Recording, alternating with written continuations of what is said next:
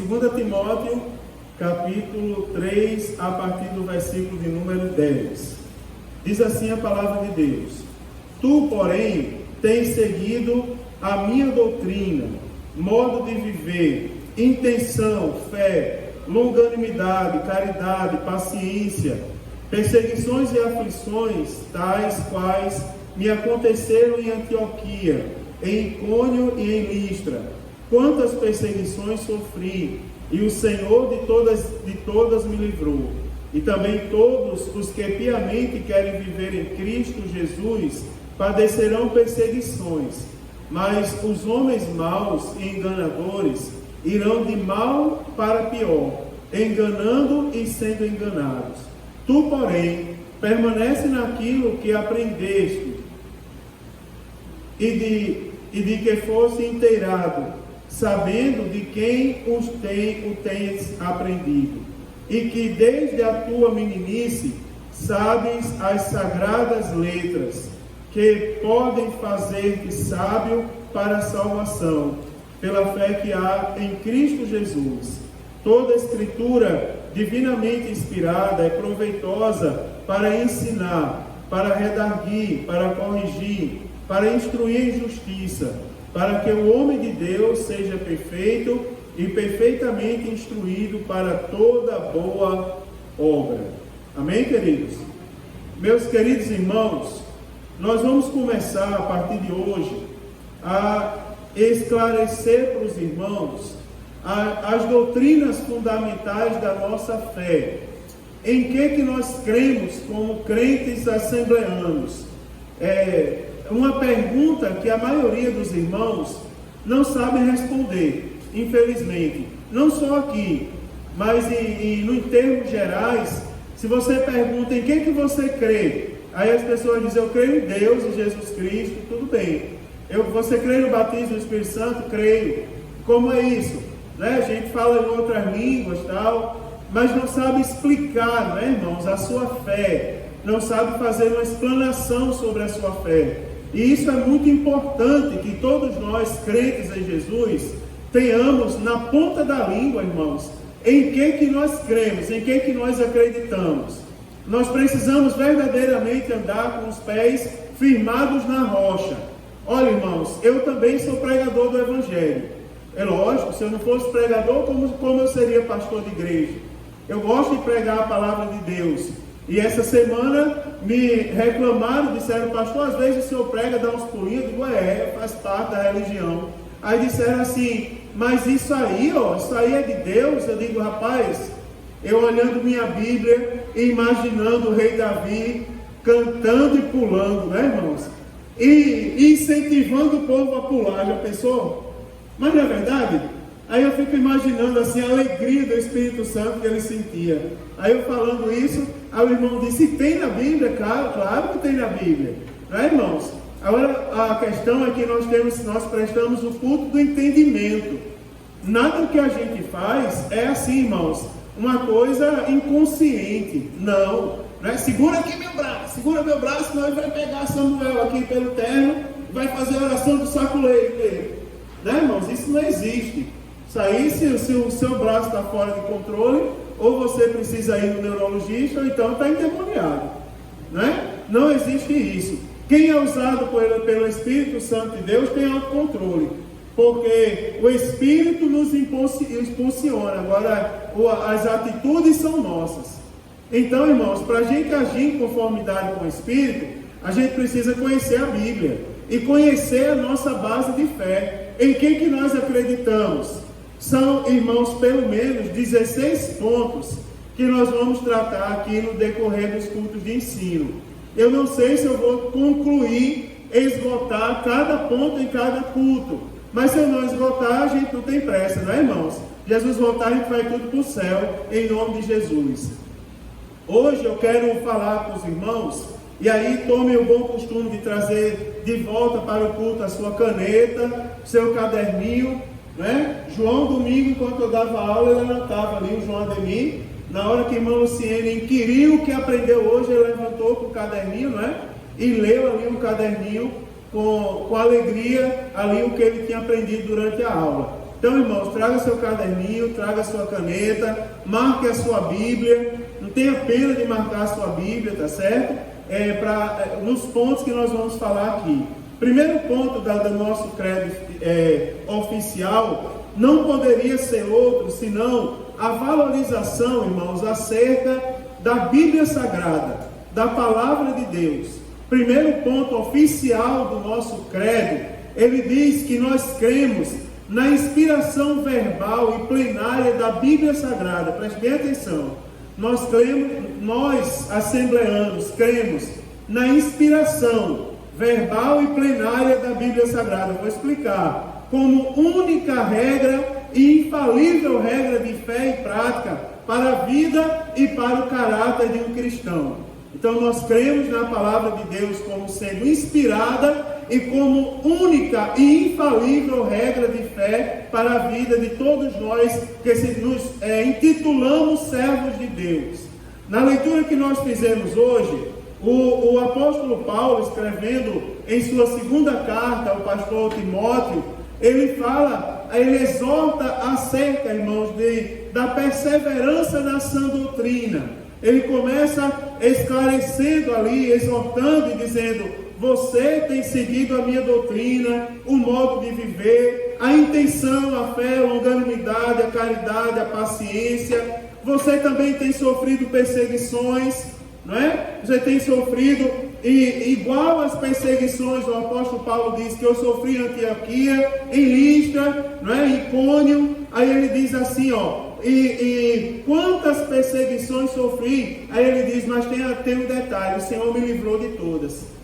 E ele exortando os crentes naquele momento, não é? Por meio da carta que ele envia ao pastor Timóteo, ele diz assim: agora vocês, porém, aí ele disse, para vocês a recomendação é: perseverem naquilo que vocês aprenderam.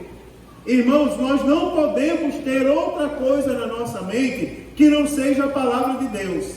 Nós não temos, irmãos, como referencial de fé outra coisa que não seja a palavra de Deus. Olha, tem uma dúvida que os irmãos têm, que às vezes me perguntam, que dizem assim: pastor, eu perguntei a um irmão como eu deveria ler a Bíblia, e o irmão disse que para eu ler a Bíblia eu tenho que ter um dicionário, um mapa, né? Ali um atlas, um não sei o que, uma concordância bíblica, e um monte de coisa que eu não sei nem o que é. Aí eu disse: olha, irmão, é assim, existem maneiras de ler a Bíblia. Existe aquela leitura que você faz todos os dias, a sua leitura devocional. Você não precisa ter um dicionário necessariamente ali, não é, irmãos? Existe aquela leitura que você faz para se aprofundar na Bíblia. Essa sim você precisa de subsídios. Há uma corrida frenética, não é? Acerca dos originais. Mas, irmãos, conhecer os originais não é só você saber o significado de uma palavra para outra. Quem aqui já teve a oportunidade de estudar qualquer que seja outro idioma, ele já aprendeu que para eu traduzir uma coisa de um idioma para outro, não basta eu saber só o idioma.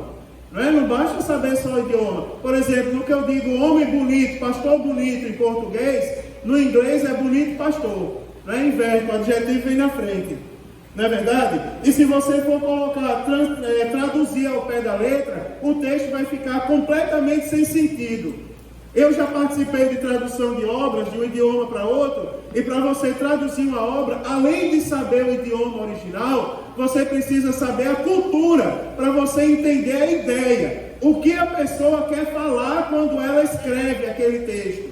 E você não traduz o texto, você traduz a ideia. Senão a pessoa que lê, ela vai ter uma ideia completamente diferente daquilo que foi escrito no idioma original.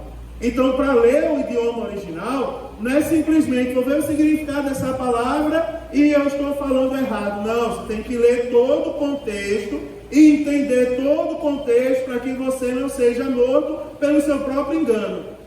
Nós cremos, a nossa base de fé e prática é a Bíblia Sagrada. As demais coisas são complementos. Agora, na hora da pregação, elas vão talvez acrescentar cultura na nossa vida, conhecimento, ciência. Agora, para a nossa pregação, o limite é a palavra de Deus. Por exemplo, irmãos, está errada a pregação que fala de Timeu, pai de Bartimeu. que ele era um oficial do exército, não sei o quê. Está errada essa pregação. Por quê? Porque não tem na Bíblia. O que a Bíblia diz é que Jesus vinha chegando e estava lá um cego clamando, e estava escrito na capa dele, Bartimeu. É só o que a Bíblia fala. Sobre o pai dele é acréscimo de quem prega e é errado. Não vai edificar a fé de ninguém. O que vai edificar é dizer que Jesus ouviu o clamor do cego, mandou chamar e curou ele. E o grito do cego valeu a pena. Pronto, é o que a Bíblia Sagrada fala. Nós cremos assim, irmãos, na Bíblia Sagrada como única regra de fé e prática. E o apóstolo Paulo está dizendo, permanece, olha o que ele está falando, permanece naquilo que vocês aprenderam e de que vocês foram inteirados, sabendo de quem os tem aprendido. Não é, irmãos? Quem lê a palavra de Deus está lendo, está ouvindo a voz do próprio Deus. Não é verdade? É o único dom que o Senhor nos autoriza a julgar, é o dom da pregação, da profecia. Porque se a profecia não estiver de acordo com a palavra, não provém de Deus. Aí ele diz, vocês sabem de quem vocês receberam, porque se está na Bíblia, provém de Deus. Se não está na Bíblia, não provém de Deus, eu vou mostrar a vocês depois. Tá certo? Aí ele vai dizendo, ó, toda escritura divinamente inspirada. Né, irmãos? Toda escritura divinamente inspirada. Ou seja, não é qualquer escritura. Existem outras escrituras por aí. Agora a nossa, ela é divinamente inspirada. Então toda escritura divinamente inspirada, ela é proveitosa. Ou seja, para vocês ela vale a pena, tem proveito. O que é que nós vamos aprender? O que é que nós vamos ouvir e guardar? Por educação nós ouvimos tudo muitas vezes. Agora o que é que nós vamos reter para a nossa vida de fé e prática? O que está na Bíblia. Porque ela é a nossa única regra de fé e prática. A Bíblia Sagrada, irmãos, a nossa declaração de fé, ela diz que nós cremos, nós professamos e nós ensinamos que a Bíblia é a palavra de Deus. Nós cremos, nós professamos e nós ensinamos. Não é? Nós precisamos crer. A palavra que você carrega em suas mãos não é qualquer palavra. Tá certo, irmãos? Tem pessoas que não carregam a Bíblia para a igreja, que não trazem mais a Bíblia. Tudo bem, alguns dizem assim, pastor, a minha Bíblia está no celular. Eu sou da área de tecnologia, irmãos, mas eu prefiro a minha Bíblia impressa. Por quê? Porque eu leio, faço anotação, eu faço minhas marcações para memorizar. Eu falei aqui para vocês que quando eu estava elaborando os certificados, quando eu estava digitando ali os certificados para a Sociedade Bíblica, aí eu saí perguntando quem concluiu a leitura bíblica para eu fazer o certificado, eu não esquecer de ninguém ficar magoado comigo. Aí a irmã Noeli Carvalho disse assim, mandou uma mensagem para mim, eu concluí. Aí eu disse, quantas vezes a senhora leu a Bíblia? Aí ela disse assim, 50. Quantas? Aí, né, velhinha da igreja, 50 vezes. Aí eu fiquei com vergonha, né, irmãos? Pela maneira que ela disse. Aí ela disse assim, meu marido, pastor Ezequiel Carvalho, que eu não alcancei ele pregando, e muitos de vocês alcançaram, ouviram ele pregar, eu não. Mas ela disse assim, meu marido não leu menos que 300 vezes a palavra de Deus. E ele lia e transcrevia. Ela disse, ele produziu caixas e caixas da Bíblia que ele lia e transcrevia para aprender. E diz que chamavam ele, na época que ele pregava, de o pastor Bíblia, porque ele era capaz de recitar versículos e versículos e trechos da Bíblia Sagrada durante as suas pregações. Ela disse, as caixas, a irmã dela foi lá e queimou. Aí eu conversando com o pastor Edras Carvalho, filho dela, há poucos dias, ele disse assim, pastor, porque a gente conversando com a irmã Noeli, aí ela diz assim, esse povo de hoje em dia, essa nova geração gasta muito tempo com besteira. Falando besteira, assistindo besteira, jogando besteira, lendo besteira e escrevendo besteira. Ela diz, meu neto, que ele não gosta muito de ir na minha casa, que chega na minha casa eu não deixo ligar a TV, eu não deixo brincar toda hora. Agora o que é que eu obrigo a fazer? Quantas vezes você leu a Bíblia hoje? Nenhuma, então sente e vai ler. Aí eu conversando com o pastor Eges, ele disse, pastor, é interessante, porque na sala da casa da minha mãe tem pelo menos 3 Bíblias abertas. na cozinha da casa dela, tem uma Bíblia aberta, porque aonde ela está, ela pega, vai, para, distante, vai lá, lê um trecho e volta para fazer o que ela está fazendo. Eles não é brincadeira não. Eles só vão falar até uma coisa inusitada, parece um exagero, mas é coisa de crente. No banheiro da casa dela, tem uma Bíblia bem grande aberta. Até na hora de ir ao banheiro tem que ler a Bíblia. Não é interessante, irmãos? Aí o apóstolo Paulo ele diz assim, ó, toda a escritura, por que nós temos, irmãos, que ser meio exagerados? É verdade, por que a gente tem que ser tão exigente com a palavra de Deus? Porque somente a palavra de Deus, ela é proveitosa, irmãos, para redarguir, para corrigir, para instruir em justiça. Uma coisa é eu chegar aqui e dizer, irmãos, vocês estão errados, por isso, isso e isso. Aí todo mundo vai ficar com raiva de mim. Outra coisa é eu abrir a Bíblia e mostrar na Bíblia Sagrada que nós precisamos melhorar em alguma coisa. Não é verdade? Aí não causa ira em ninguém, não causa contenda. Por mais dura que seja a palavra, mas tem base na Bíblia. Aí o apóstolo Paulo ele vai dizendo, ó, para que o homem de Deus seja perfeito. Ou seja, ele só vai ser perfeito se ele tiver como regra e fé, regra de vida e de fé e prática na vida dele, a palavra de Deus. Para que ele seja perfeito e perfeitamente instruído para toda boa obra. Né, irmãos? A igreja precisa de psicólogos? Precisa. Precisa de pedagogos? Precisa. Precisa de todas as profissões. Mas a igreja precisa primeiramente de pessoas que sejam comprometidos com a palavra de Deus. O nosso credo vai dizer, nós cremos, professamos e ensinamos que a palavra de Deus, ela é a única revelação, irmãos, escrita de Deus. Abra aí a sua Bíblia no livro do Apocalipse. Apocalipse capítulo 1. Vamos lá, todo mundo, não bota lá na tela não, porque é povo manusear a Bíblia. Tá certo? Apocalipse capítulo 1, versículo 1. Olha o que aqui diz. Pastor, manda alguém ler, agora não, depois eu peço. Primeiro eu quero ler junto com vocês. Apocalipse 1, versículo 1. Ó. Revelação de Jesus Cristo. Vamos lá, qual é a primeira palavra? No 3. Revelação. Então o que é a palavra, irmãos? Uma revelação da parte de Deus. E aqui diz, ó. O livro do Apocalipse, revelação de Jesus Cristo, a qual Deus lhe deu para mostrar a seus servos as coisas que brevemente devem acontecer, né? E pelo seu anjo as enviou e as notificou a João, seu servo. Presta atenção, irmãos, que essa palavra, e se você observar a maioria dos livros da Bíblia, eles começam meio que com um embasamento. Por exemplo, você viu quando o anjo apareceu a José em sonho? É interessante, a Bíblia Sagrada dá exemplo de servos que são fiéis à palavra.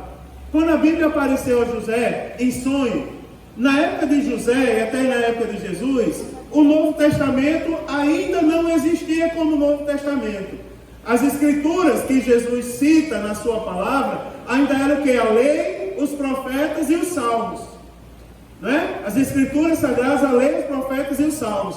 Aí quando o anjo aparece em José em sonho, ele diz, José, não intente em deixar Maria, porque o que nela é gerado, foi gerado pelo Espírito Santo.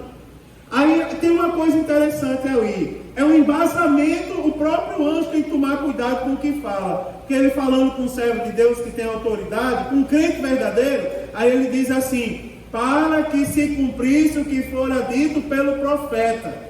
Ou seja, ele citou o quê? As escrituras. Ou seja, o homem de Deus só acreditaria na revelação do anjo na vida dele, se o anjo aparecesse para ele citando o que, irmãos? A Bíblia Sagrada.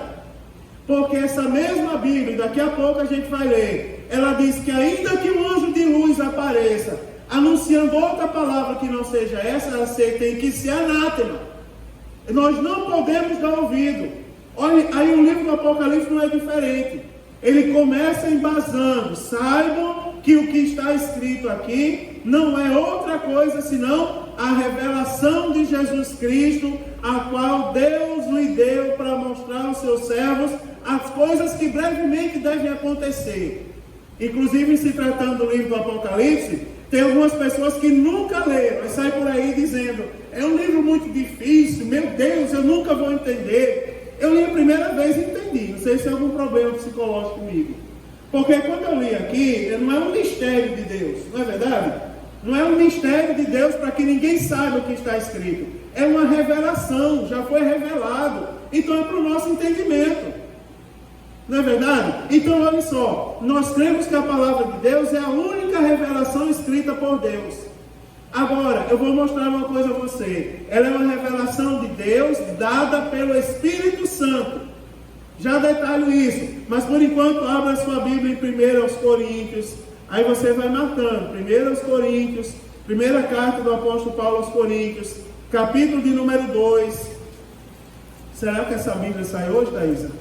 1 Coríntios, capítulo 2, versículo de número 13 e 14. Será que essa Bíblia sai hoje? Eu não sei se eu vou chegar lá. Daqui para lá eu invento uma pergunta. 1 Coríntios, capítulo 2, versículo 13 e 14. Preste bem atenção a uma coisa interessante. Ó. Diz assim, as quais também... Aliás, vamos ler a partir do versículo 12. Diz assim, mas nós não recebemos o Espírito do mundo, mas o Espírito que provém de Deus, para que pudéssemos conhecer o que nos é dado gratuitamente por Deus, as quais também falamos, não com palavras de sabedoria humana, mas com as que o Espírito ensina, comparando, irmãos, as coisas espirituais com as espirituais. Ora, o homem natural não compreende as coisas do Espírito de Deus, porque lhes parecem loucura, e não pode entendê-las, porque elas se discernem espiritualmente. Aí o versículo 15 ainda diz, mas o que é espiritual discerne bem tudo, e ele de ninguém é discernido. Preste atenção, irmãos, nós cremos que a Bíblia Sagrada é uma revelação de Deus, que nos foi dada pelo Espírito Santo. Aí, veja que coisa bonita. Então quer dizer que para entender e para ter a verdadeira revelação do que a palavra quer nos ensinar, nós precisamos do Espírito Santo? Precisamos. Só tem autoridade para falar da Bíblia Sagrada quem tem o Espírito Santo. Não é interessante? Por quê? Porque ela foi dada pelo Espírito e precisa ser espiritual para entender o que aqui foi dado. Quer ver o que mais sobre a Bíblia? Ela foi escrita para a humanidade que o Senhor Jesus chamou, não é? As Escrituras Sagradas de Palavra de Deus. Sabe quem foi que chamou a Bíblia de Palavra de Deus primeiro? Jesus Cristo. Quer ver? Ó, abra aí a sua Bíblia no Evangelho segundo escreveu Marcos, o evangelista Marcos, capítulo 7, versículo de número 13. Olha o que é que diz aí. Evangelho segundo escreveu o evangelista Marcos, capítulo 7, versículo 13. Dizendo assim, ó, invalidando assim a palavra de Deus. Quer ver uma coisa? Eu vou ler o contexto, a partir do versículo 11, vou ler todo o parágrafo. Diz assim, porque vós dizeis, se um homem disser ao pai ou à mãe, aquilo que poderias aproveitar de mim é corbã, isto é oferta ao Senhor, nada mais lhe deixas fazer por seu pai ou por sua mãe, invalidando assim a palavra de Deus. Ou seja, quem foi o primeiro a chamar as Escrituras de palavra de Deus? Jesus. Então, por que nós cremos que as Escrituras é a palavra de Deus? Porque Jesus chamou as Escrituras de palavra de Deus. E nós, irmãos, não é? Será que nós estamos crendo e acreditando e pregando e professando, não é? Que a Bíblia Sagrada é a palavra de Deus? Se não estava, saiba que foi o próprio Jesus quem falou isso. Uma vez, não, depois eu deixo para uma vez. E quer ver mais? E que os livros da Bíblia foram produzidos por inspiração divina. Nós já lemos, 2 Timóteo 3,16. Toda a Escritura divinamente inspirada. Ou seja, ela foi produzida sob inspiração divina. Eu vou já explicar para vocês o que significa inspiração. A inspiração significa, irmãos, que toda a Escritura ela foi soprada. Preste bem atenção. ela foi respirada ou soprada por Deus. Esse fato dela ser inspirada, preste atenção, quem deu entendimento para o homem escrever sobre Deus foi o próprio Deus. Isso que é inspiração, não é? Por exemplo, não sei se vocês já viram alguém que escreve livros, e essa pessoa ir para frente do mar. Eu já vi pessoas dizer, eu vou para o mar, olhar para o mar para buscar inspiração, não é? Tem pessoas tem homens que são tão apaixonados pela esposa, que dizem assim, eu vou olhar para minha esposa, né? Nela eu tenho inspiração de vida. Eu sei que todos os maridos dizem isso aqui para a esposa, todos os dias, né? Tu és a minha inspiração de vida, não é verdade? Meu cacho de uva da terra prometida, né? Aquele cacho que era 2 homens para carregar, né? É coisa boa. O pastor Marco Antônio até acrescentou ali o que ele diz, além do cacho de uva, é coisa boa também, né? Olha só, então, irmãos, a inspiração da Bíblia Sagrada, ela foi respirada, soprada por Deus. Essa condição da inspiração de Deus é o que vai diferenciar a Bíblia Sagrada das demais literaturas que a gente tem por aí. Eu vou falar para vocês, de uma maneira, eu estou ensinando a vocês, que é a Igreja do Senhor. Primeiro ponto do nosso credo oficial. Por que existem outros segmentos de fé, outras religiões, que elas até usam a Bíblia, mas elas têm outra regra, outro livro sagrado, que foi escrito por outras pessoas. Nós não temos outro além da Bíblia. Por quê? Porque a Bíblia foi inspirada por Deus. Toda a Escritura divinamente inspirada. Ela foi inspirada por Deus. E as outras literaturas não foram. Elas talvez sirvam para nosso crescimento intelectual. Por exemplo, quem estuda a Bíblia no período interbíblico tem que ler o livro dos Macabeus, para compreender o que aconteceu ali no período interbíblico. Mas não temos o livro dos Macabeus como um livro inspirado. É um livro histórico para a gente, e é cheio de falha, diga-se de passagem. É cheio de falha, mas serve como referencial histórico para algumas coisas que aconteceram no período interbíblico. Qual é a diferença do livro dos Macabeus para o Evangelho segundo escreveu Mateus, por exemplo? É porque o Evangelho segundo Mateus, a exemplo dos outros livros da Bíblia, foram inspirados pelo Espírito Santo. Então, irmãos, tem pessoas assim, que leem, dizem assim, eu estou cheio de pessoas desse tipo me rodeando, não aqui na igreja, mas nos lugares onde eu ando. Eu participo de discussões teológicas, de fóruns teológicos, e as pessoas dizem, há poucos dias, um disse assim, pastor, quanto livro você já leu esse ano? Aí eu disse, olha, no ano 2021 eu já li 8, que são os primeiros 8 livros da Bíblia Sagrada. E você disse, eu já li 23. Eu disse, qual foi o último livro que você leu? Ele disse, Conhecendo as Portas do Inferno. Misericórdia.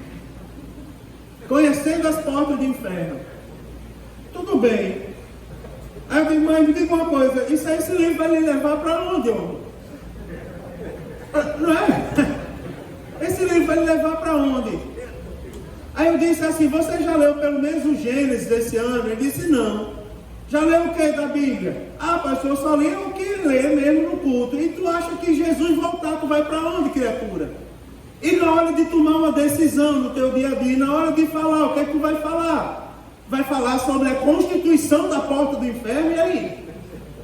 Né? A pessoa vai chegar de noite. Eu acabei de comparar minha esposa com o cacho de uva da terra prometida. E o pastor Marco Antônio com coisa boa. Aí tu imagina chegar para a esposa de noite e dizer assim, eu vou falar uma coisa romântica para você. Semelhantemente às portas do inferno, você na minha pessoa. Meu Deus, né? Acaba o casamento na hora. Então, irmãos, o que diferencia a Bíblia? Eu estou falando isso, parece uma brincadeira, irmão Samuel, mas não é. É porque algumas pessoas não sabem explicar por que a gente não tem outro livro como nossa regra de fé. E quando a gente diz que não entra na igreja outro livro, algumas pessoas nos têm por radicais. E dizem que nós somos quadrados. E dizem que a gente não é antiquado. Que isso não existe mais na igreja. Na verdade, irmãos, não são livros inspirados. Então, para que você vai perder tempo com isso? Não é verdade? Eu vou repetir, leia a Bíblia, porque ele é inspirado pelo Espírito Santo. Não é, irmãos?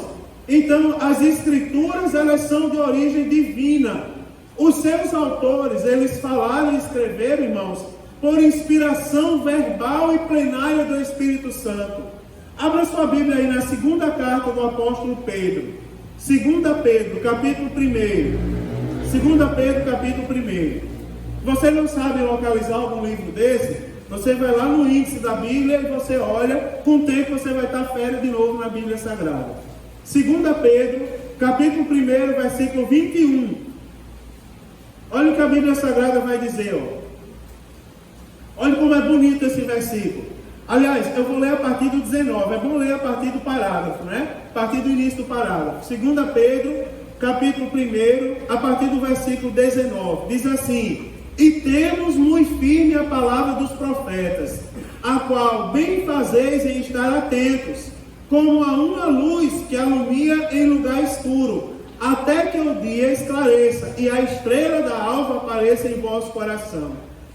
Sabendo primeiramente isto, aí preste bem atenção, que nenhuma profecia da Escritura com E maiúsculo é de particular interpretação. Agora olha o versículo 21. Porque a profecia nunca foi produzida por vontade de homem algum, mas os homens santos de Deus falaram inspirados pelo Espírito Santo.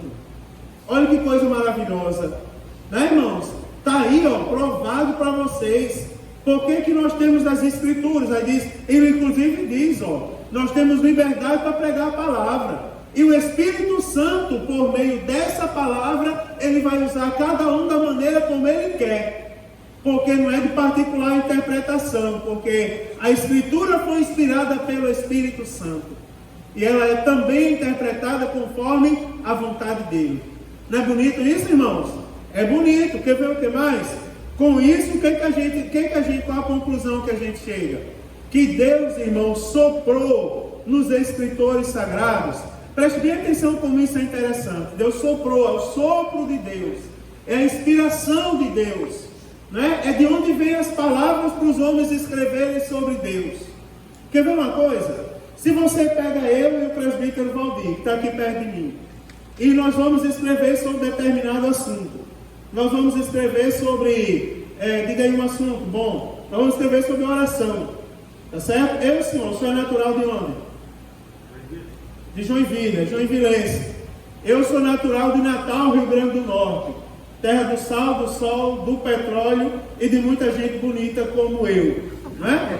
Então, é verdade. Sou acostumado a comer sarrabu, sarapatel, bago de jaca e buchada de bode. Né? Então, mas é verdade, veja a diferença entre eu e o presbítero Valdir. Né? Mas é verdade, vocês vão entender por que eu estou dizendo isso. Nós somos de regiões diferentes, é verdade, tapioca, meu Jesus, vou já fazer uma paçoca quando acabar o culto. Né? Não vou convidar nenhum de vocês hoje.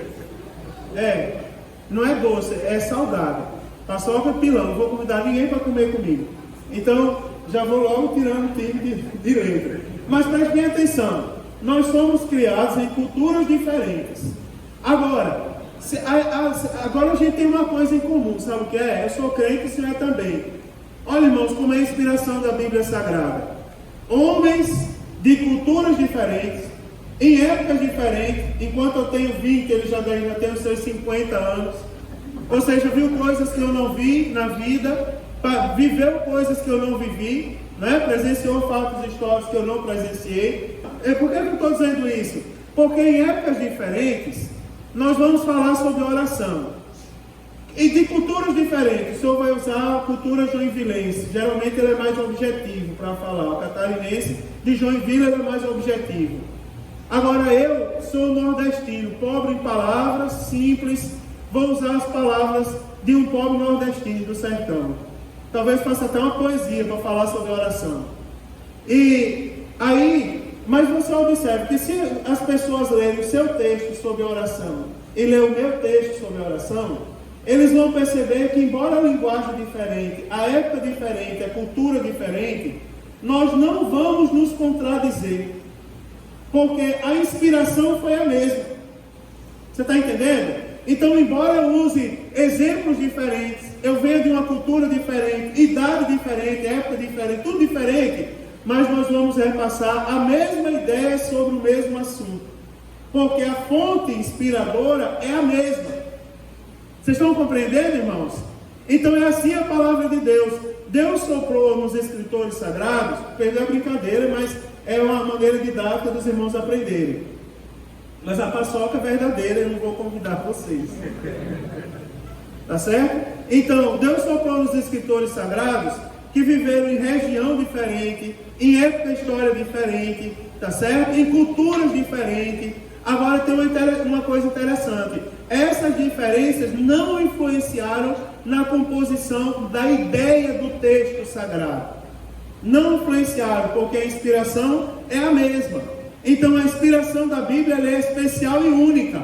Não existe na história da humanidade um livro mais inspirado, preste bem atenção. Se você pegar qualquer outro livro, por mais bonito que seja a história, ele não é de inspiração divina. Se ele não estiver na Bíblia Sagrada, ele não é de inspiração divina.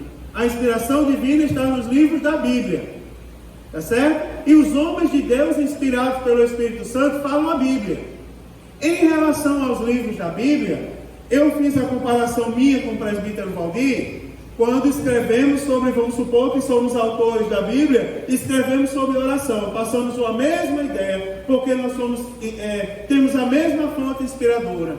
Com isso, irmãos, isso aí nos leva à conclusão que não existe livro mais inspirado e livro menos inspirado na Bíblia Sagrada. Sabia disso? Não existe livro mais inspirado nem menos inspirado. Por que eu estou dizendo isso?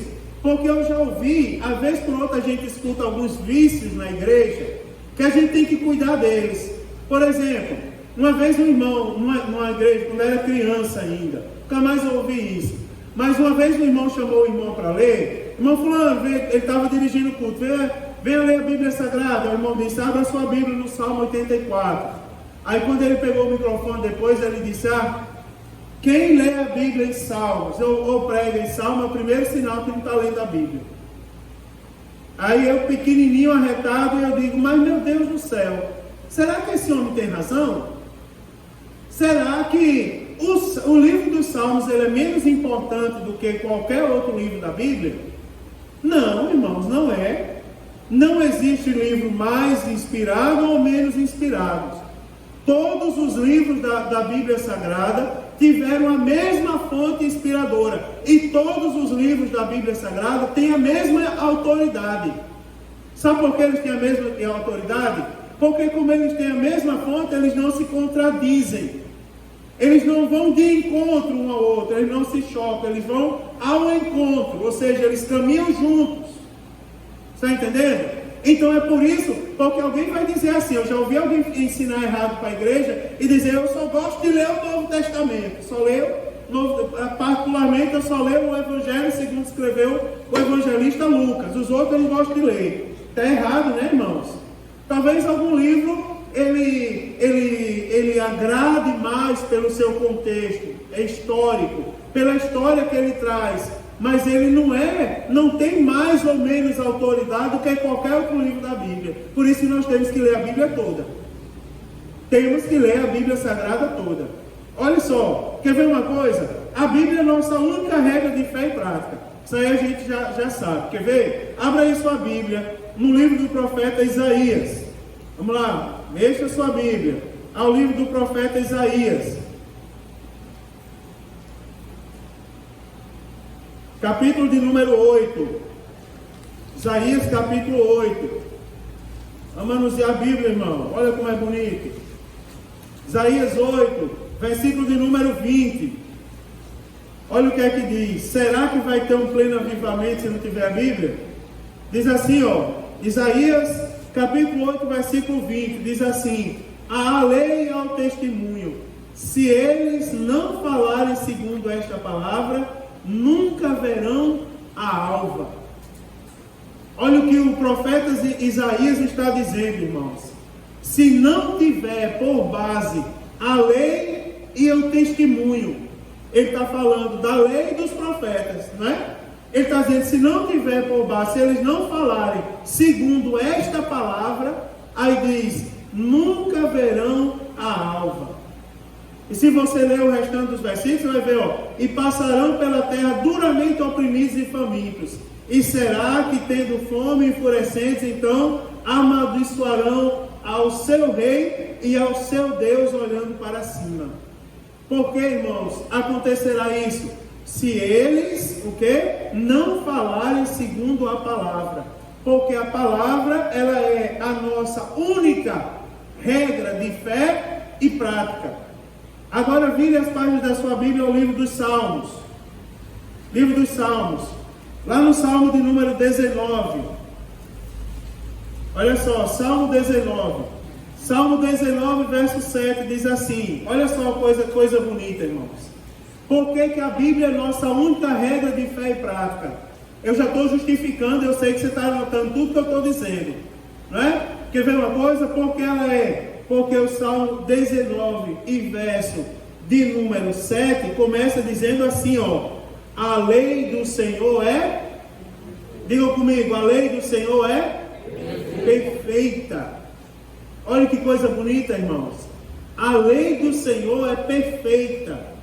Eu ouvi há poucos dias atrás alguém pregando, pessoa boa pregando, na internet, não foi na igreja, foi na internet, e dizendo bem assim, irmãos, temos que deixar de ser mais obedientes de lei e sermos mais filhos. Eu já pensei em todos os cenários possíveis o que aquele homem quis dizer com isso. Porque eu pensei comigo assim, como pode alguém ser crente e não ser obediente à lei de Deus? A palavra de Deus é ou não é um livro de mandamentos? Sejam sinceros, é ou não é? E como pode ele dizer, a gente tem que ser menos obediente a leis e mandamentos e ser mais filho? Como assim? Se for filho de Deus, tem que obedecer os mandamentos. O salmista, no Salmo 29, diz, a lei do Senhor é perfeita, e não só isso. Ele diz, é perfeita e refrigera a alma. Olha que coisa bonita, irmãos. O testemunho do Senhor é fiel e dá sabedoria aos simples. Não é bonito isso, irmãos? Se fosse você, eu estava marcando esse versículo aí para mandar amanhã por mensagem para todos os seus contatos. Não é verdade? Mandar esse versículo aí para o povo entender por que a gente lê a Bíblia Sagrada. E quer ver o que mais? Para eu fechar essa primeira parte com chave de ouro e fazer uma pergunta a vocês. É assim, irmãos, a palavra de Deus não pode ser anulada. Sabia disso? A palavra de Deus não pode, se ela é perfeita, né, irmão? A gente já está estudando aqui, se o próprio Jesus chamou de palavra de Deus, como que eu vou anular a palavra de Deus? Quer ver? Olha aí a sua Bíblia, no Evangelho segundo escreveu João, o evangelista João. Evangelho segundo escreveu João, capítulo de número 10. Evangelho segundo escreveu João, capítulo de número 10. O versículo é o de número 35.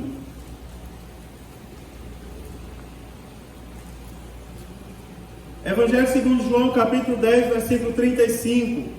Diz assim, pois se a lei chamou deuses àqueles a quem a palavra de Deus foi dirigida, aí diz assim, entre parênteses, e a escritura não pode ser anulada.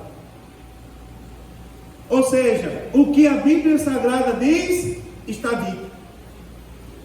Né, irmãos?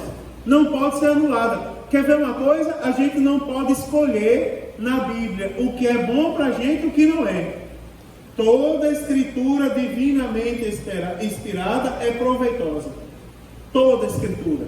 Porque não tem, irmãos, seja sincero, não tem crentes que até hoje, que estão aqui, que escolhiam a parte da Bíblia que mais agrada, né? E despreza aquela que menos agrada. Mário Newton, ele está na terceira leitura da Bíblia Sagrada. E ele, quando leu a primeira vez, eu lembro que ele disse assim, ele chegou para mim um dia, eu e Thaisa conversando, aí ele disse assim, pai, o senhor tem certeza que eu tenho que ler o livro dos Números? Aí eu disse, tem, Mário, tem que ler, mas é um livro muito chato. Ele não disse, não foi? Eu não estou suportando, eu estou lendo à força, que o senhor está me obrigando. Eu não queria ler. Eu disse, por quê, Maria? Ele disse, porque não é uma leitura boa. Eu disse, rapaz, é boa. Ela não é boa se você ler só o livro dos números. Agora, quando chegar mais na frente, você vai entender que valeu a pena ter lido o livro dos números. Aí você vai entender muita coisa que vem pela frente aí. Aí, hoje em dia, ele já diz, não, vale a pena ler o livro dos números. Não tem, né, irmãos? Por exemplo, as obras da carne e o fruto do Espírito. Está no mesmo capítulo da Bíblia Sagrada. No mesmo contexto. Mas tem as pessoas, vamos fazer a leitura da Bíblia. Aí ela só lê o fruto do Espírito. Mas o fruto do Espírito é amor, gozo, paz, longanimidade, né? Benignidade. É só ler o fruto do Espírito. E as obras da carne?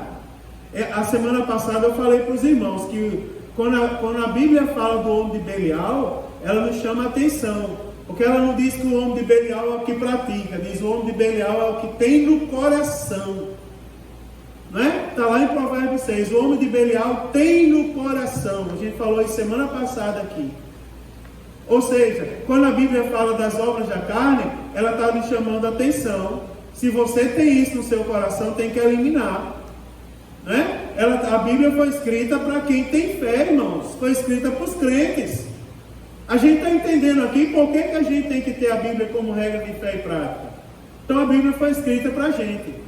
Agora, irmãos, para eu terminar essa história hoje, eu não cansar muito vocês, nós cremos que nós temos na Bíblia 66 livros inspirados por Deus. 66 livros que, conforme o nosso credo oficial, eles são classificados. Existem vários tipos de classificações do livro da Bíblia. Leva em consideração vários critérios. Por exemplo, para classificar as cartas do apóstolo Paulo, eu conheço pelo menos 8 critérios. Mas o nosso credo oficial, ele adota 4 critérios para o Antigo Testamento e 4 critérios para o Novo Testamento. E aí eu vou falar para vocês algumas particularidades. Preste atenção. A maneira como a gente fala a Bíblia.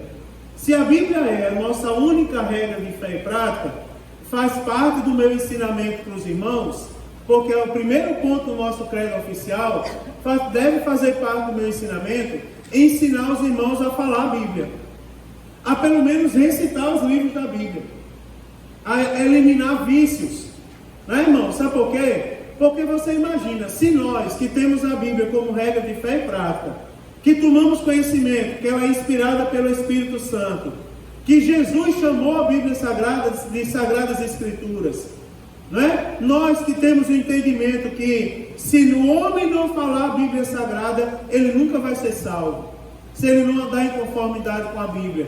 Como é que nós que damos tanto valor à Bíblia, não sabemos nem citar os livros da Bíblia corretamente? Preste atenção que para todos os efeitos, a Bíblia tem 66 livros. Agora, preste atenção que esses livros têm classificações, tá certo? Tem classificações. No Antigo Testamento, nós temos 39 livros. No Novo Testamento, tem uma particularidade. Nós temos 27 livros que se dividem entre livros e cartas. Na próxima terça, hoje não dá mais tempo, só tenho 10 minutos, mas na próxima terça eu vou explicar para vocês a diferença entre carta e epístola. Porque eu também escuto alguém dizer, abra na carta aos Coríntios. E na epístola também. Tanto faz, irmão, carta e epístola. Se tanto faz, então ou se chamaria carta ou epístola. Não teria 2 nomes.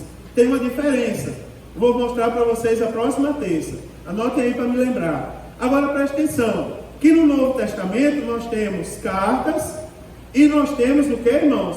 Nós temos livros e nós temos cartas. Na classificação oficial do nosso credo. Preste atenção que livros são palavras do gênero masculino. Os livros. E cartas são palavras do gênero feminino. Eu não posso falar os cartas, eu falo as cartas. Então, todas as vezes que eu for fazer menção a um livro da Bíblia Sagrada, eu vou fazer menção a esse livro como que do gênero masculino. E todas as vezes que eu for fazer menção a uma carta, eu vou fazer menção a essa carta como do gênero feminino, porque afinal é uma carta, é do gênero feminino. Por exemplo, eu vou ensinar aos irmãos. É comum a gente ouvir na igreja o quê? Abra sua Bíblia em 1 Crônicas. Vocês já ouviram isso com certeza. 1 Reis. Aí alguém que vem nos visitar, está ali sentado, né, irmãos? Um dia tinha um homem sentado ali, lendo, com a Bíblia aberta e um jornal dentro. E estava mais ou menos onde estava o irmão Claudeci ali, com a Bíblia aberta e um jornal. Então eu digo a vocês quem era. Quem quiser saber, eu acho que vocês conhecem, a maioria de vocês conhece. Estava ali. Aí eu passei, eu disse assim, está se atualizando aí das notícias, né, abençoado? Aí ele pegou e disse assim, ó, esse homem não é, ele é desviado, mas ele vem à igreja e lê a Bíblia.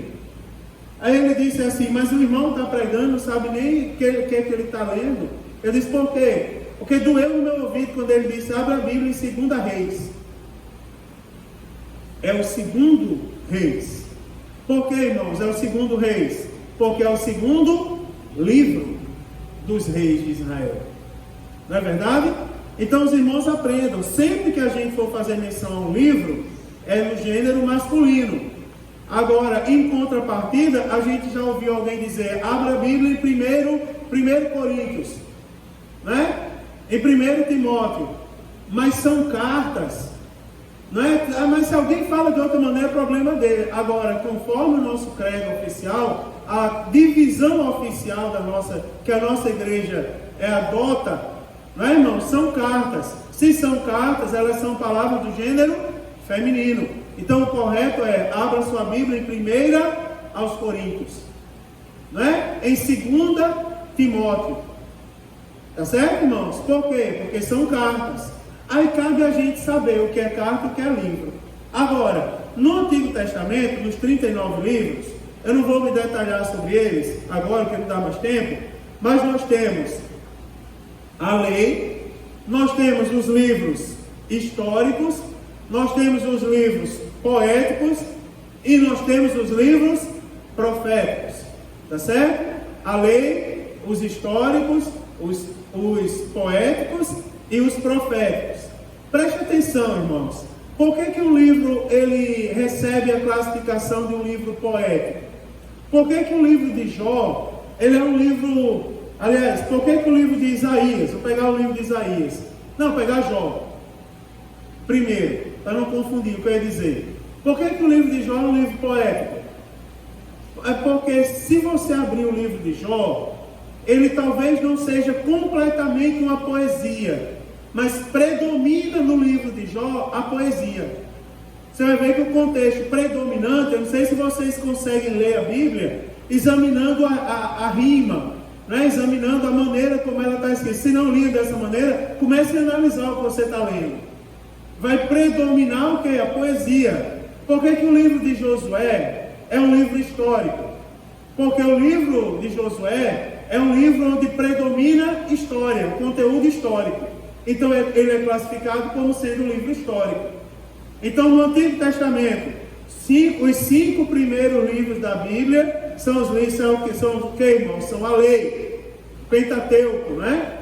São a lei, do Gênesis ao Deuteronômio. Depois nós temos os livros históricos, que vai de Josué até o livro de Esther. Tá certo? Isso aí você deveria anotar, irmão. Vai cair no vestibular. Isso daí, eu comprei uma Bíblia King James. É dessa grossura assim, ó. King James com estudo. Eu vou dar essa Bíblia no final do estudo dos credos da nossa igreja. Eu vou dar a Bíblia. Agora eu vou elaborar a prova. Viu, Jolene? Vai aplicar a prova. Vamos ver o melhor momento. Se na escola dominical, ou se num dia à parte, uma quarta-feira. Quem quiser fazer a prova vai concorrer à Bíblia de Estudo King James. Ela é dessa grossura aqui, ó. A original, certo? Tá ali comigo, está comprada. Aí a gente tem, ó, os livros históricos do Antigo Testamento, vai de Josué a Esther. Os livros poéticos, você pode abrir o índice da sua Bíblia e ir acompanhando. E você pode ir marcando, inclusive. Os livros poéticos vão de Jó ao livro de Cantares de Salomão. Não é isso, irmãos? E os livros proféticos, eles vão do livro do profeta Isaías até o livro do profeta Malaquias. Então, no Antigo Testamento, nós temos lei, história, poesia e profecia. Não é? A lei, os livros históricos, os livros poéticos e os livros proféticos. Agora, no Novo Testamento, irmãos, no Novo Testamento nós temos os evangelhos, que todo mundo sabe, né? Os evangelhos que estão na Bíblia Sagrada, conforme a ordem da Bíblia, vai do evangelho segundo escreveu Mateus ao evangelho segundo escreveu o evangelista João, vai de Mateus a João. O livro histórico do Novo Testamento é o livro dos Atos dos Apóstolos, tá certo? Então nós temos um livro histórico no Novo Testamento.